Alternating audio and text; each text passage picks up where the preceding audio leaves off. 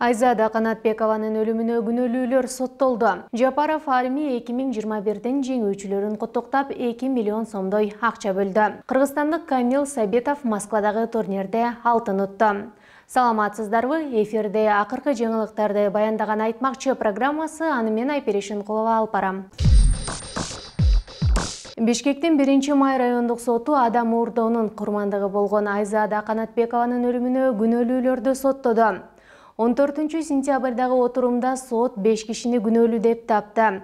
Ага ылайык Сыймык Молдосариев, Ажикабыл Рыспай уулу жана Орузбек Нурумбетов 7 жылга, Кубаныч Токон уулу жана Замирбек Романкулов 6,5 жылга эркинен ажыратылышты. Булар Айзаданын өлүмүнө катышы бар деп табылган. Бул тууралуу адвокат Нурбек Токтакунов билдирди. Жабырлануучу тараптын дагы бир адвокаты Асель Рыспаеванын айтымында күнөөлүүлөр Айзаданын жакындарына моралдык жана материалдык зыян үчүн 100 000 сом төлөп берүүгө милдеттендирилген. Какой стыд! 5 апрелде Бишкекте Айзаданы бир нече адам күчтөп машинага салып кеткен. 2 күндөн кийин кыздын жана аны уурдаган Замирбек Теңизбаевдин сөөгү Бишкектин четиндеги Арашан жана Чокморов айылдарына жакын жердеги Таладагы автоунаадан табылган. Тергөөнүн версиясы боюнча Теңизбаев кызды үйлөнүү максатында уурдаган. Айзада макул болбой койгон үчүн муунтуп өлтүрүп, анан өз жанын кыйган. Президент Садыр Жапаров бүгүн 7-чи эл аралык армия оюндарынын алкагында өткөн танк биатлону менен десанттык взвод мелдештеринин жеңүүчүлөрүнө сыйлыктарды тапшырды. Президент аскерлердин жеңишин жогору баалап, алар Кыргызстандын эгемендүүлүгүнүн 30 жылдыгына белек кылышканын белгилеген. Армия эл аралык аскер оюндары акыркы 7 жылдан бери көптөгөн мамлекеттердин арасында өткөрүлүп келе жатканын эсиңиздерге сала кетели. Президент Садыр Жапаров өз сөзүндө армия оюндары өзүнүн маңызы, спорттук негизги боюнча аскер кызматкерлеринин эл аралык олимпиадасы катары калыптанып калды.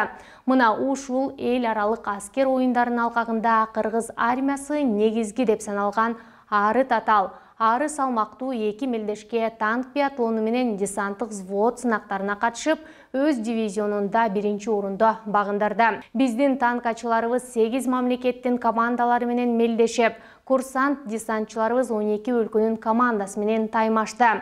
Натыйжада жалпы дүйнө жүзү Кыргызстандын бийик көтөрүлгөн байрагын жана эң жогорку ардак тактадан уулу Манастын татыктуу урпактарын көрүштү деген. Мамлекет башчысы аскер кызматкерлерине энчилүү саат тапшырган. Айрымдарына президенттин атынан ыраазычылык кат берилди. Мындан сырткары акчалай сыйлык катары президенттин резервдик фондунан 1 880 000 сом бөлүнгөн. Кыргызстандык Камил Сабитов Москвада өткөн конкурс боюнча эл аралык турнирде алтын медаль утту. Анын сынакка катышкан видеосун Кыргызстандын ат оюндары боюнча федерациясынын президенти Садыр Мамытов өзүнүн Facebook баракчасына жарыялады. Мамытовдун айтымында турнирге Сабитовдон тышкары россиялык, армениялык, казакстандык жана сириялык спортчулар катышкан. Кыргызстандык спортчу бийиктиги 130 сантиметрге жеткен тоскоолдуктарды ашып өтүүдө мыктылыгын көрсөткөн.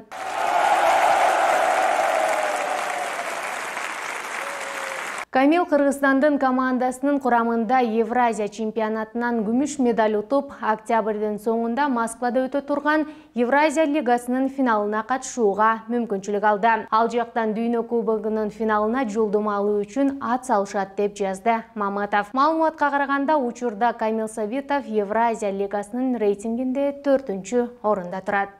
Акыркы жаңылыктарды биздин соц тармактардагы баракчаларыбыздан окусаңыздар болот. Саламатта калыңыздар.